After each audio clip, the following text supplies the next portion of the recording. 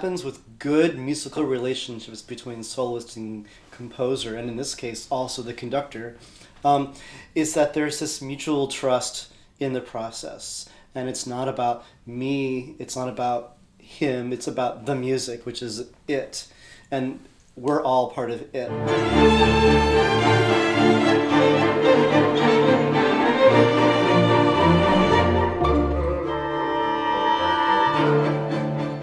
When Brett asked me to compose a concerto for him, I felt like I'm not sure I know how to write for the viola.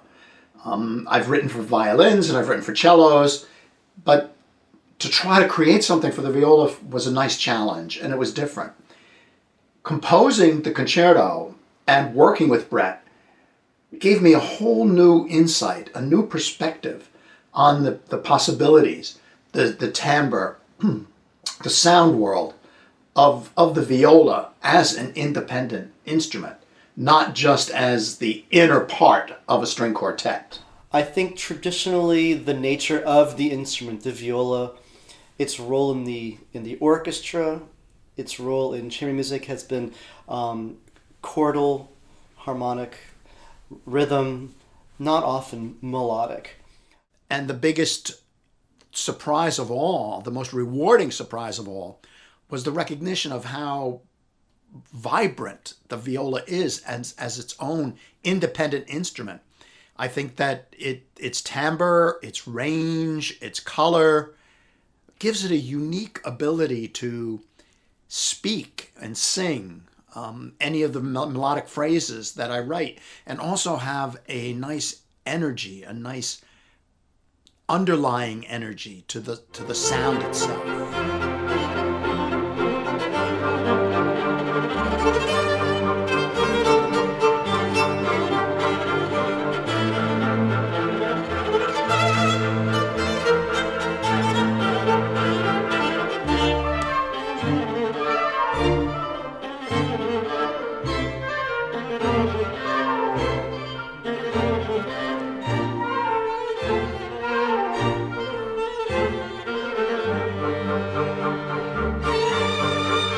Almost from the moment Brett asked me about composing the concerto, I had this feeling I wanted it to be about contrasts. The contrasts of music contrasts. Fast, slow, loud, soft, high, low, that sort of thing. But also reflecting the contrasts in life. The idea that sometimes life is active and energetic and there's more going on than you know what to do with. And then there's a lull. Or maybe there's an overwhelming period and then a nice respite and relaxing period. Conversely, maybe sometimes it's very beautiful and everything is going well, and out of nowhere comes an almost violent upheaval, a conflict.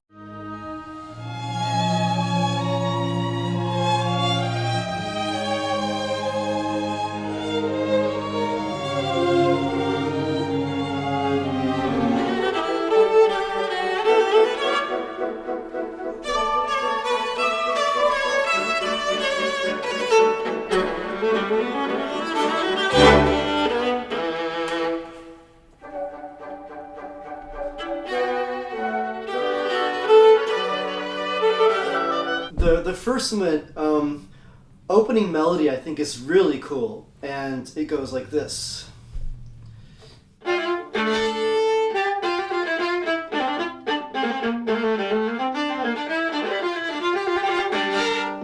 It's got a lot of edge to it, and it's jumping around, and it's exciting and it's challenging, and the way the orchestra plays off that, it's almost like popcorn. So that's a lot of fun for the audience too. One of the things I noticed in the premiere of this was the excitement really kind of came through to the audience. They really loved that. He also loves to have this sort of rock and roll feel with a lot of the rhythms. So he does things like this.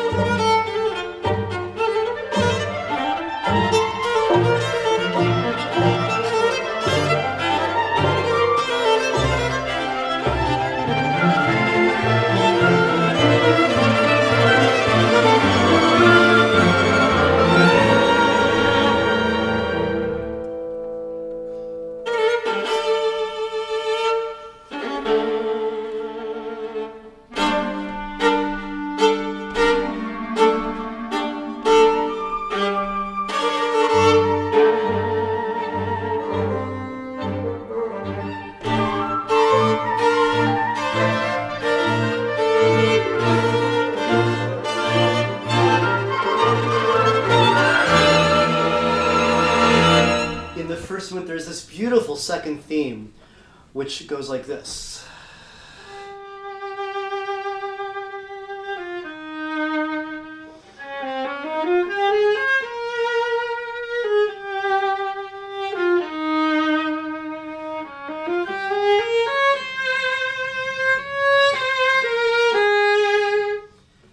I love how Bob juxtaposes this really jaunty, exciting, rhythmic mood, and then changes course to this very elegiac, sad, almost nostalgic, dreamlike quality.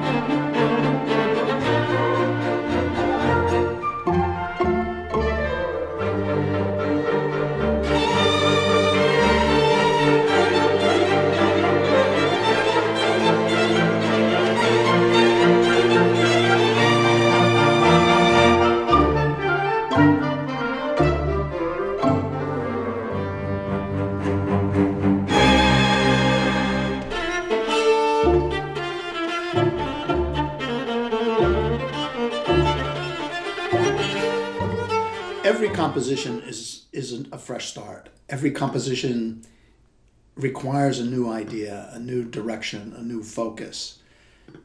I sit and I'll jot down sketch ideas, this here, then I might scribble it out, start over again. But it's always new, it's always fresh. It always requires a new focus, a new story. And I'm always sitting there thinking, what is the story I want to write?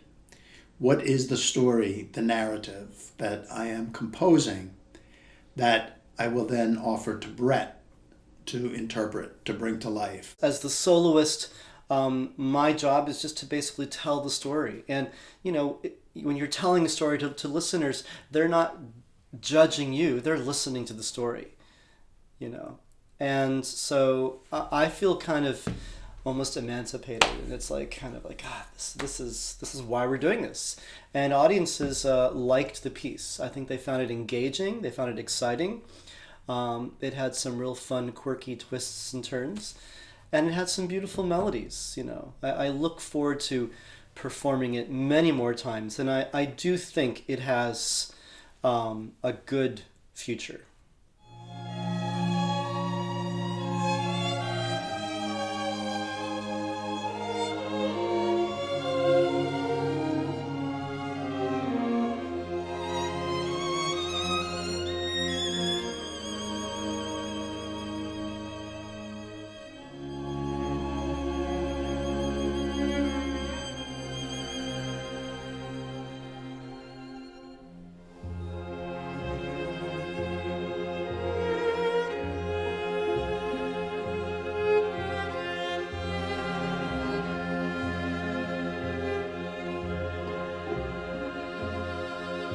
When you're practicing the piece on your own, you're so detached from the other components.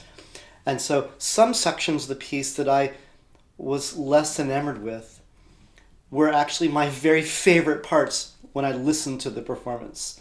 Like there's a section in the slow movement where he just kind of changes gears and goes from a very elegant, nostalgic, hyper-romantic mode to a kind of quirky, sardonic, nerdy,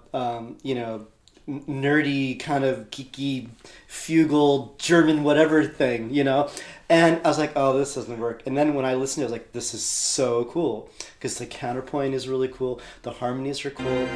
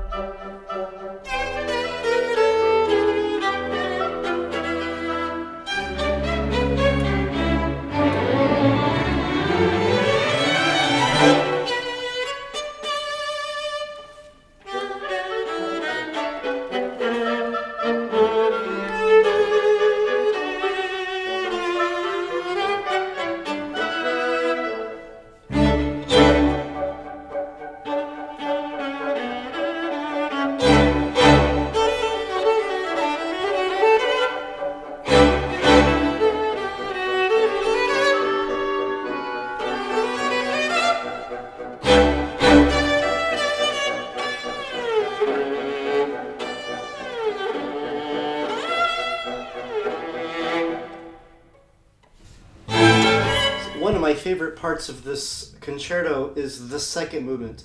Usually the second movement of a concerto is the slow movement. That also usually means it's the heart and soul of the piece, the essence, and I think it's true with this. So with Bob's concerto, the second movement theme goes like this.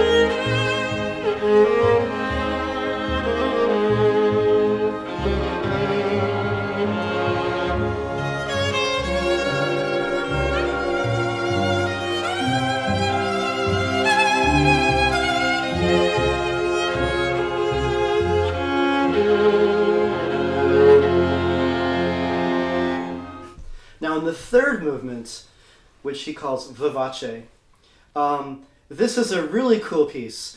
This is a really cool movement because it's a typical rhythmic dance that's in 6/8, but sometimes the 6/8 is in 2, sometimes it's in 3. One of the most famous examples of that would be America from Bernstein. Dun, dun, dun, dun, dun, dun, dun, dun. So it's the same pulse. Dun, dun, dun, dun, dun, dun, dun, dun. So it's kind of cool. And he does that a little bit in his melody here, which goes like this.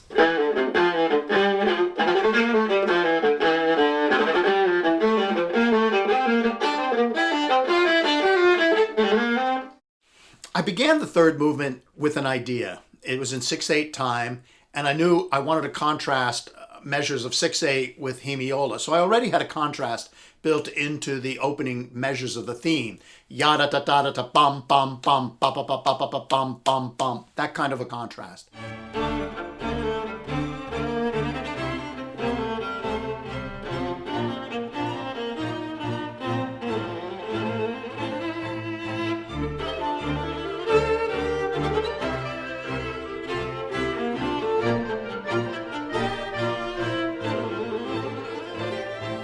I guess what was starting to puzzle me was that I had a contrast right within the main theme. So what do I do for the contrasting theme?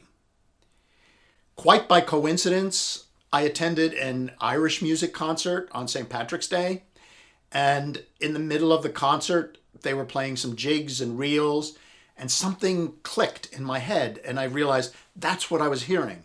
I wanted to get that sound of Celtic music, dance music, celebratory music. And so the contrast was not between fast and slow, it wasn't even between loud and soft. It was between, in the same 6/8 rhythm, how do I contrast something that is driving, powerful, forceful, energy, yada da da da da dum dum dum dum ba ba ba ba ba bum bum bum, with a Celtic dance. But what he does that I love is in the middle of this piece, he creates a reflective cadenza. And during this cadenza, a bodhran, which is a very interesting circular drum that traditional Irish musicians play, enters into the picture. So I'm actually playing this cadenza, which harkens back to other themes from the movement of the piece. So it goes like this.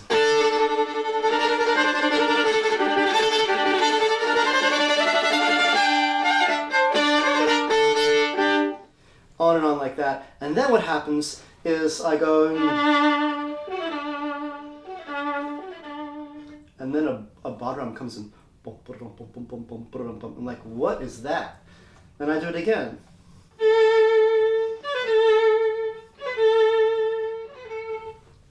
comes in again. Bum, bum, bum, bum, bum, bum. And I go.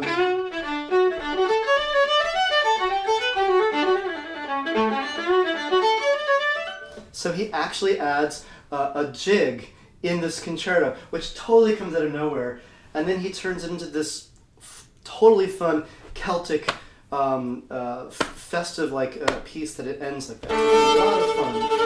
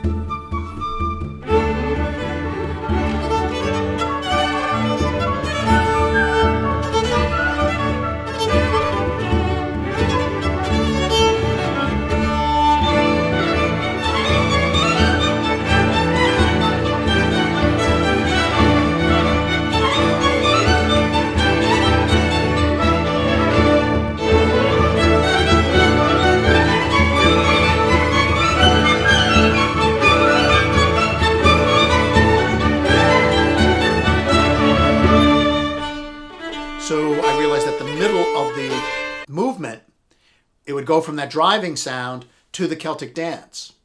And then the finale, like life, so much goes on at the same time, so much happens around us and to us. I wanted the contrast to be simultaneous. So in the final statements, sometimes the orchestra takes that driving theme and the soloist plays the jig or the reel. And then at other times, the orchestra plays the Celtic dance and the soloist plays the driving rhythm. And so we have the contrast within a similar type rhythmic idea, but the contrast being between forcefully, energetically moving forward and dancing and celebrating life.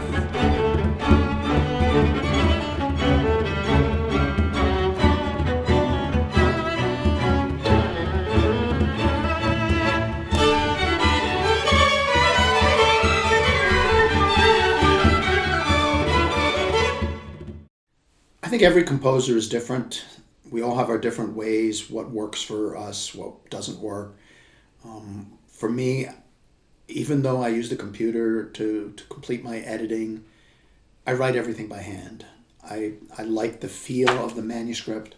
I like being able to see my ideas. And this is a theme that I put over here, and now I want to bring it back over here. I can just see it and copy the theme, put it into a different instrument, write it differently. And in the course of writing the concerto for Brett, I would sometimes sit out here on my porch and compose, do the initial composition. Sometimes I would go to a local cafe or diner. I need the inspiration of sounds and movement and activity to create. When I do the final editing, once I get my ideas, then I need to be in a quiet place in my own spot. One of my favorite piano soloists from yesteryear, Richter, said, "I don't really know a concerto until I've played it 50 times. I would love to play this piece 10 times, let alone 50.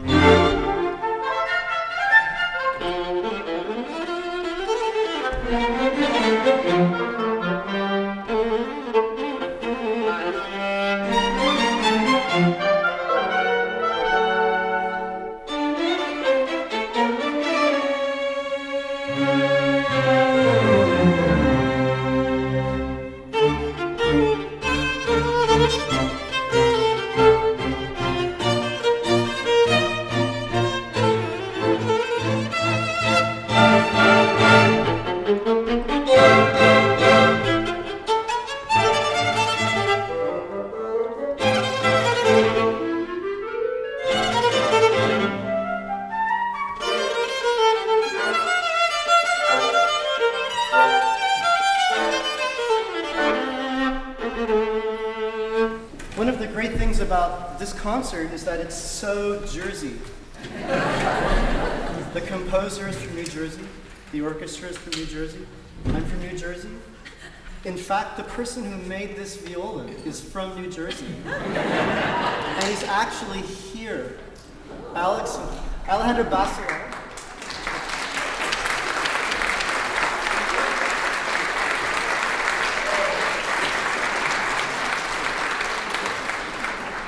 I think this is the third time we've worked together, and it's always fun to kind of carry on in the grand tradition of working with a living composer and having a piece written for you. It's a great process.